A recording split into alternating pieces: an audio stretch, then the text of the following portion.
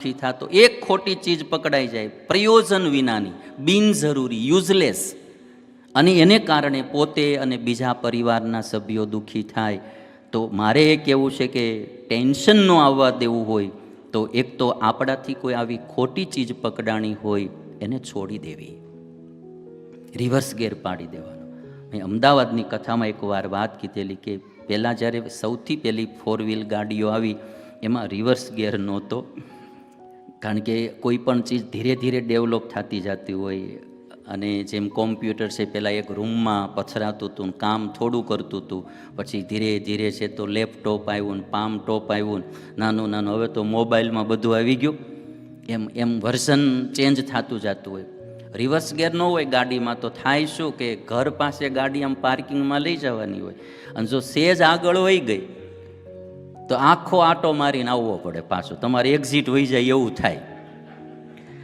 અમેરિકાની એક્ઝિટ વહી જાય પછી કેમ આટો મારવો પડે એમ.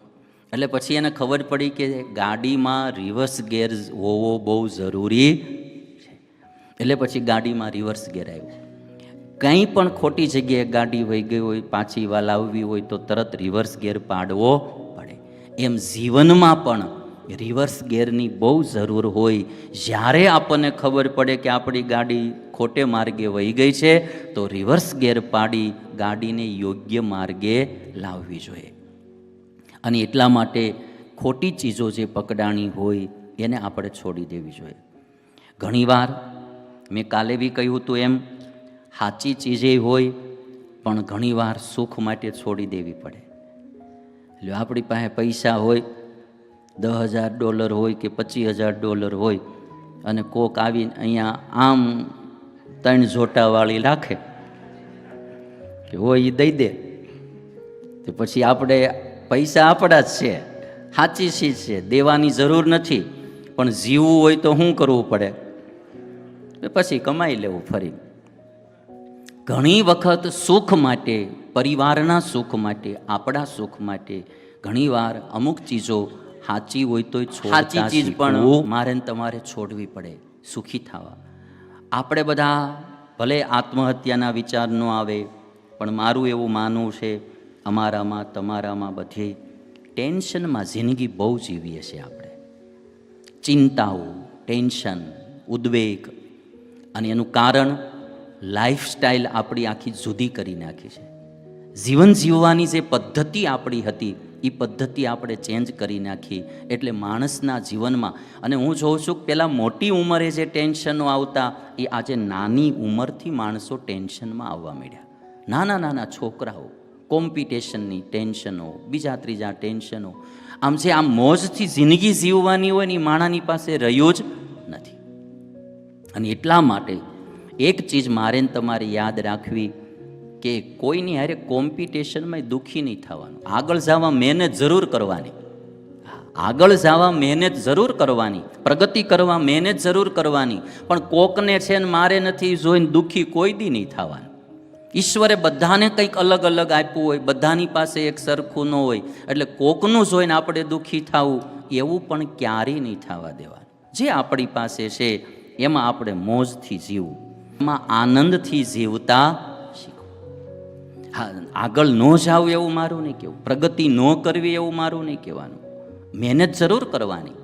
એટલે મેં પહેલી વાર તમને એ વાત કીધી કે મને મારી જિંદગીમાં કોઈ સંકલ્પો થયા હોય કે મારે આ કરવું છે, કરવું છે, દુઃખી કર્યો હોય એવું મને બહુ મારી જિંદગીમાં દેખાતું નથી.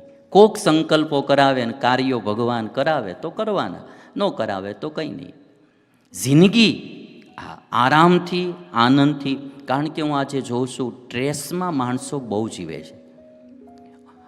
ઘણા મને કહે કે સ્વામી કેમ અમેરિકા આવીએ તોય કહેતા હોય બધું જરા ઇન્ડિયાનું ના એનું ઓલું. મને એક દાડો એવું ન લાગે હું ભારતથી અમેરિકા આવ્યો છું. પહેલે દાડે ઊંઘ સીધી આવી જ જાય. ઘણા એમ પૂછે કે ભાઈ બીજા નવા ઘરે જાઓ તો ઊંઘ આવે. મેં કીધું મારે અઠવાડિયે ને અઠવાડિયે ઘર બદલવાનું હોય, કથાઓ હાલ્યા જ કરતી હોય બધી, અઠવાડિયું અહીંયા ને અઠવાડિયું અહીંયા. અમે સેટિંગ કરવા રહી તો ઊંઘવું કેદી? જે દી જાય તે દીથી સેટિંગ જ હોય આપણે. જે દિવસ પહેલો દિવસ સેટિંગ જ તે. Be grateful for what you have. બહેનો ભાઈઓ, છોડ જોયો હોય ભૂમિમાંથી પાણી ઉપર ચડે એમાંથી જ ગુલાબનું ફૂલ બને, એકદમ કોમળ પાંખડી બને, અને એ જ રસ ઉપર ચડતો હોય એમાંથી ગુલાબમાં છોડમાં કાંટા પણ બને. એકદમ કાંટા કંટક સૂક્ષ્મ હોય ને બધાને વાગે એવા. જમીનમાંથી એક રસ ઉપર ચડે એમાંથી કંટક પણ બને અને એમાંથી ગુલાબનું ફૂલ પણ બને. હવે કાંટા તો થળીએથી ને શરૂ થઈ ગયા હોય બનવાના, અને ફૂલ તો ઠેઠ ઉપર બનતું હોય. તો એક દિવસ ફૂલ બનનારો જે રસ હતો એ નીચેથી ઉપર ચડતો હતો. રસ્તામાં કાંટા બધા જે થયેલા એણે કીધું કે તમે ક્યાં જાઓ છો? તો કે અમે ગુલાબ બનવા. તો કે તમે ગુલાબ બનવા શું કરવા જાઓ છો? તમે ગુલાબ બનશો અને જે દિવસે ખીલશો એ જ દિવસે કોક તમને તોડી જશે કે, અને જો તમારામાંથી અત્તર બનાવવું હશે તો ઉકળતી તેલની કડામાં તમને નાખશે ને તમને પણ બાળશે અને તમને દુઃખી કરશે. માટે તમે ગુલાબ બનવા ન જાઓ, એના કરતાં અમારી જેમ કાંટા થઈ જાઓ ને, કોઈ અડે જ નહીં કે, હે, અમારી જેમ કાંટા બની જાઓ, કોઈ અડે જ નહીં, નામ જ ન લે.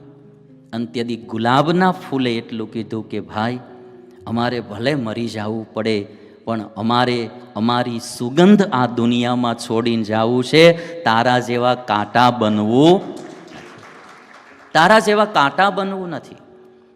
અને એટલા માટે તમે જો કે ક્યારેક એ ફૂલ ભગવાનના ચરણમાં ચડે, ક્યારેક કોઈ સંતના ચરણમાં ચડે, ક્યારેક એ સુગંધિત બની હજારો માણસોને સુગંધિત કરે. દુઃખ તો આવે પણ એ સુગંધ છોડીને જાય. એમ મારા ને તમારા જીવનમાં પણ વિઘ્ન કરનારા માણસો આવે, દુઃખ દેનારા આવે, એ એનું કામ કરે. આપણે આપણું કોઈનું અહિત કરવું નહીં.